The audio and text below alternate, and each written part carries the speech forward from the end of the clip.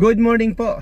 Muli po ito si Pastor Al ng Shepherd Staff. No, mga kapatid, naalala nyo ba is Sunday today? Excited ka ba na Sunday?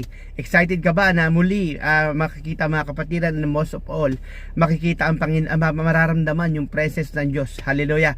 And pasalamatan natin sa Panginoon yung kanyang ginawa sa isang linggo sa kanyang pag-iingat. Pasalamatan din natin yung darating na protection tayo ng Lord sa buong isang linggong darating.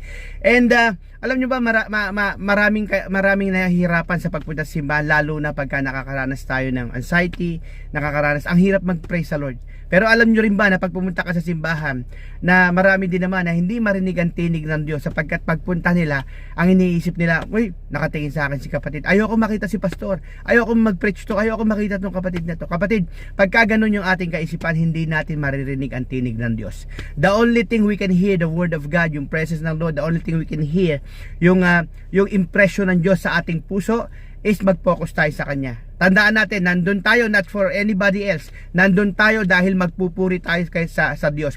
Nandun tayo dahil kay Kristo. Kaya kung maraming puna sa nakapaligid sa'yo, lagi mong tandaan, you are there only to worship the living God who died for you. Muli po, ito si Pastor Al ng Shepherd Staff. God bless you all po.